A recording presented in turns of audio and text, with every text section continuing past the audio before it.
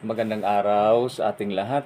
Ako po si Teacher Frank at narito ang Lesson 1 ng Araling Panlipunan para sa ikatlong markahan. Kung bago ka pa lang sa aking channel, paki-like and subscribe na lang po. Maraming salamat. So, para sa unang aralin ng Araling Panlipunan sa third grading period,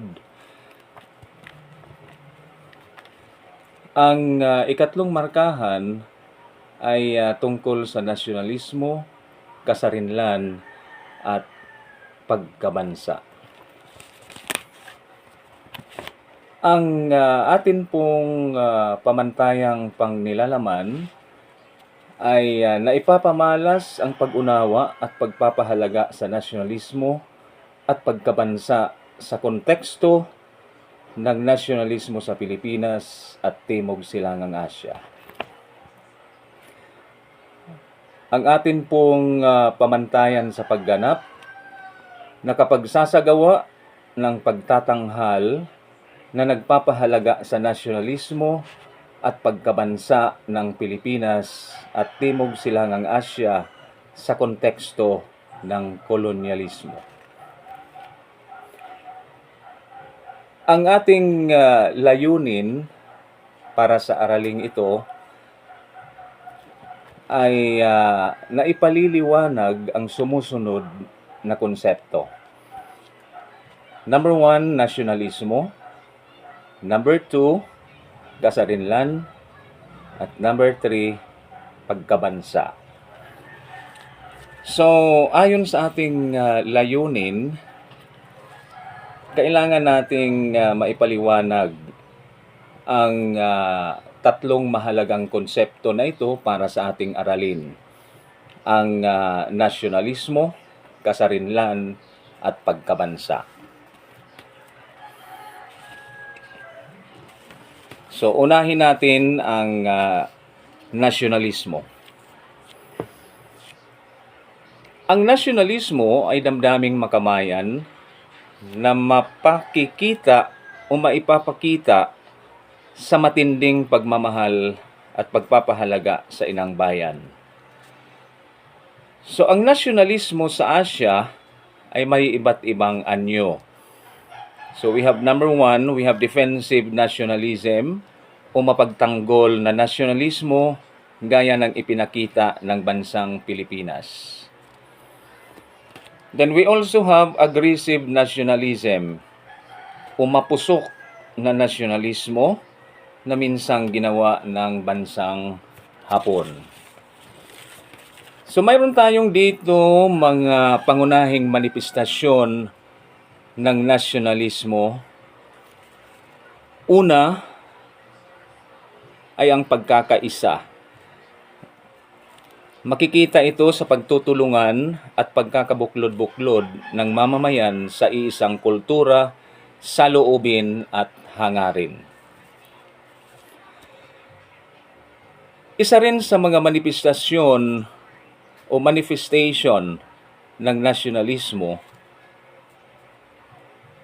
ay ang pagmamahal at pagtangkilik ng mamamayan sa mga produkto, ideya, at kultura ng sariling bayan. Naipakikita rin ang nasyonalismo sa pagiging makatwiran at makatarungan. Ang kahandaan ng isang tao na nagtanggol at mamatay para sa kanyang bayan ay maituturing na pinakamahalagang manifestasyon ng nasyonalismo.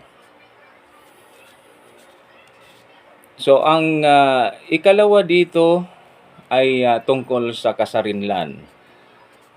Ibig sabihin nito ay independence, autonomy, sovereignty.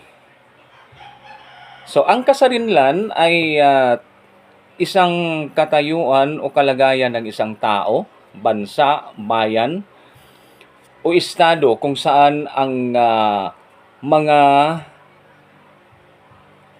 naninirahan at mamamayan o ilang bahagi nito ay nagpapamalas ng pamamahala sa sarili.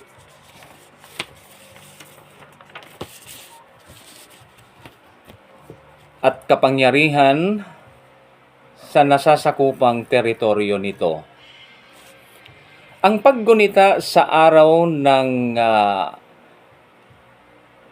kalayaan o kasarinlan ng isang bansa o bayan ay pagdiriwang kapag ang isang bansa ay malaya sa lahat ng anyo ng padayuhang pananakop o kolonyalismo. Malayang magtatag ang isang bansa o bayan nang walang panghihimasok ng ibang bansa. Number 3, ang pagkabansa. So pag sinabi nating pagkabansa, ito ay ang lugar na maaring ang lugar ay maaring tawaging pagkabansa dahil sa 4 nitong elemento. Una ay ang tao o mamamayan. The number 2, we have teritoryo. The number 3, pamahalaan. The number 4, kalayaan o soberanya. So isa-isahin natin ito upang maunawaan ninyo. So number 1 is mamamayan o mga taong naninirahan sa bansa na siyang nangangalaga at nagpapaunlad at nagtatanggol sa kalayaan ng bansa. Number 2 is teritoryo o sakop na lupa, katubigan, himpapawid na bahagi ng bansa na maaring magamit ng mga mamamayan upang matugunan ang kanilang pangangailangan. So number 3, we have pamahalaan o gobyerno. Ay isang katawan o grupo ng mga taong namamahala ng isang komunidad o estado at nag-oorganisa ng sistema nito. So kadalasang nagtataglay ang gobyerno ng 3 sangay, ang lehislatura o tagapagbatas. Then we also have the ehekutibo o tagapagpaganap at hudikatura o panghukuman.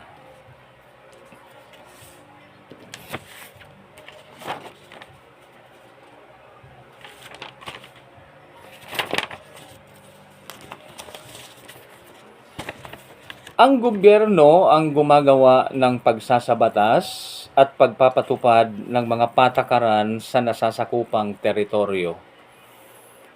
Then, ginagabayan ng isang konstitusyon na naglalarawan ng mga prinsipyo at kaisipan sa pamumuno.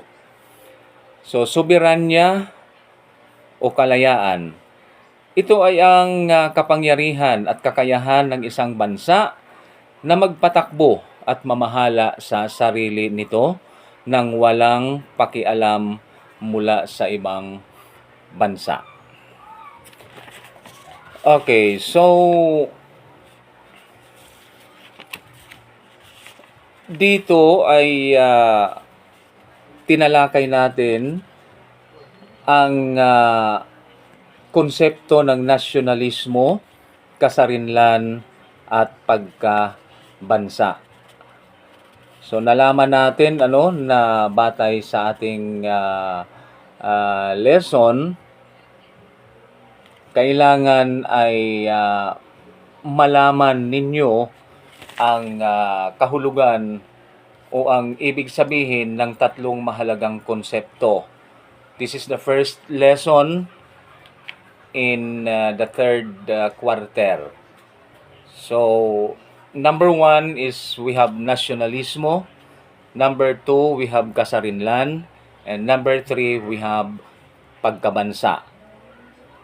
So, ulitin ko, ang nasyonalismo ay damdaming makabayan na mapakikita o maipapakita sa matinding pagmamahal at pagpapahalaga sa inang bayan.